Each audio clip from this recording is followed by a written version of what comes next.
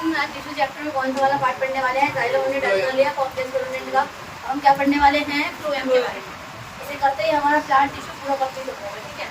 तो phloem word लिया गया था फ्लूट से, किससे लिया गया था?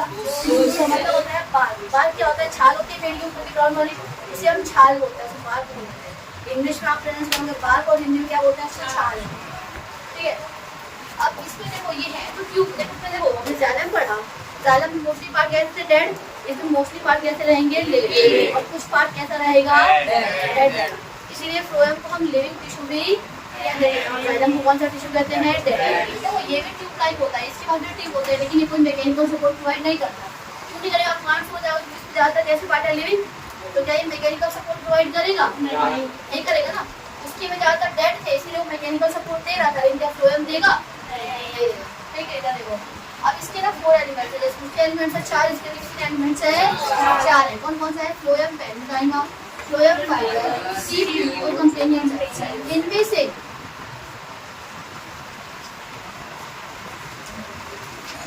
इनमें से आपका ये भी लिविंग है, ये भी लिविंग है, और आपका ये भी लिविंग है। बस डेड कौन सा है? ये। फ्लोएम फाइबर आपका क्या है? डेड है, इसीलिए वो क्या प्रोवाइड करेगा? मैकेनिकल फाइबर है, इसलिए इसका एक और काम क्या काम हो जाएगा बताओ? कमर्शियली और इकोनॉमिकली काम आएगा। बस हो जाएगा इतनी, ठीक है। अब पेरेन्काइमा पर समझ लेते हैं, ये स्टोरेज में हेल्प कर रहा है, उसको पेरेन्काइमा कर रहा था। दूसरी ये भी स्लो लेटरल कंडक्शन कराया किसकी? खाने की।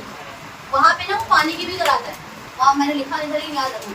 जाइलम में वो वाटर की भी स्लो कंडक्शन कराता है, और थोड़े बहुत खाने की। यहाँ पे ये पूरी तरह किसी कराता है? फूड की, लेकिन स्लो कराता है। किसी कराता है? स्लो कराता है। सबसे ज्यादा अगर तेजी से बात की जाए फ्लो में कौन कराता है? तो सीड ट्यूब कराता है। कौन कराता है? Seed tube. वहाँ पे पड़ेगी, ठीक है। इसी का मेन पढ़ना है कैसे करेंगे। अब फाइबर क्या करता है? मैकेनिकल सपोर्ट देगा, कमर्शियल और इकोनॉमिकल इस्तेमाल किया जाएगा। बाकी फाइबर कहाँ का सकता है? जूट से मिल सकता है, आपको हेम्प से मिल सकता है। ये कहाँ से ऑब्टेन होंगे फाइबर? जूट से, जूट प्लांट से, हेम्प प्लांट से। पूछना जाता है कि फाइबर, फ्लोएम फाइबर आप कहाँ से ऑब्टेन करोगे? तो जूट प्लांट से और हेम्प प्लांट। अगर देखो, अब देखो सीड ट्यूब क्या है? ये फुल कंडक्शन कराता है किसकी? खाने की। मतलब क्या होता है? जल्दी कंडक्शन मतलब पहुंचाना, किसको पहुंचाता है? खाने को। जो भी खाना आपका फोटोसिंथेसिस प्रोसेस के द्वारा बन गया है, इसलिए फोटोसिंथेटिकली फूड बोलते हैं। क्या बोलेंगे उस खाने को? खाना फोटोसिंथेसिस के द्वारा बनाया गया है, इसलिए उस खाने को मैंने क्या बोल दिया? फोटोसिंथेटिकली। क्या बोल दिया? जो आपको फोटोसिंथेटिकली फूड लीफ के अंदर बन गया है, अब वो एक जगह दूसरी जगह पे जाएगा कि नहीं जाएगा? जाएगा ना। तो जाने के लिए सबसे मेन रोल किसका है फ्लो में? सीड ट्यूब का। किसका बेटा? ये सीड ट्यूब वो है जो इमैच्योर है। क्या है ये?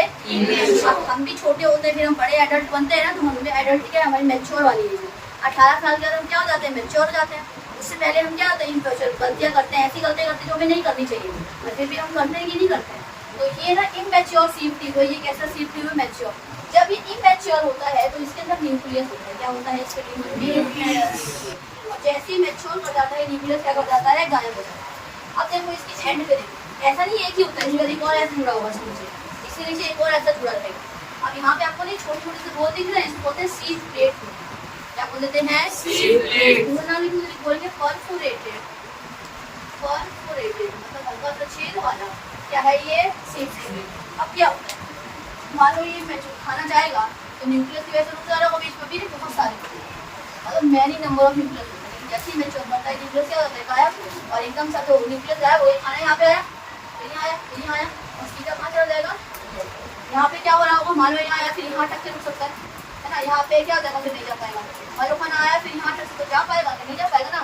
तो जब वो इमैच्योर होता है तो न्यूक्लियस की प्रेजेंस की वजह से खाना पूरी तरह डायरेक्टली पास नहीं हो पाता। लेकिन जैसे जब वो मैच्योर हो जाता है, हाँ न्यूक्लियस गायब हो जाता है, तो क्या होता है? वो एकदम स्ट्रॉन्गली क्या कर देता है? उसकी फास्टली क्या कर देता है? खाने की कंडक्शन कराता है। वही नहीं भाई, इमैच्योर है तो नहीं कर पा रहा, और मैच्योर है तो न्यूक्लियस क्या हो गया? यहाँ से डिसअपियर। अब फ्लोएम के फंक्शन की बात करें, फोटोसिंथेटिकली जो फूड प्रिपेयर होता है वो दूसरे पार्ट तक कौन पहुँचाता है? फ्लोएम पहुँचाता है। किसके थ्रू पहुँचाता है? मेनली पेरेन्काइमा तो स्टोरेज में हेल्प कर रहा है, फाइबर थोड़ा बहुत करा पा रहा है लेटरली, है ना। और एक और चीज़ है, इसी प्रोसेस को अब याद, खाना बन गया, खाना बन गया, खाना एक तरफ दूसरे को जाएगा, तो इस प्रोसेस को हम बोल देते हैं ट्रांसलोकेशन। क्या बोल देते हैं? Process of transportation of photosynthetically food in the leaf by the process of photosynthesis to the other part of the plant is called translocation. तो ट्रांसलोकेशन क्या है बेटा? वो एक ऐसा प्रोसेस है जिसमें जो लीफ ने जो खाना बनाया है वो एक जगह से दूसरी जगह क्या करेगा? जाए, कुछ नहीं है। और उस प्रोसेस को हमने एक नाम दे दिया है, जिसको मैंने क्या बोल दिया है? ट्रांसलोकेशन। क्या लिखा है यहाँ पे? और प्रोसेस को हमने क्या नाम दिया? ट्रांसलोकेशन। और फ्लोएम का ओवरऑल फंक्शन क्या है? ट्रांसलोकेशन प्रोसेस को करना। मतलब जो भी खाना फोटोसिंथेसिस के दौरान बनाया गया था उसको हर एक पार्ट तक प्लांट के पहुंचाना ही क्या कहलाता है? ट्रांसलोकेशन। डन।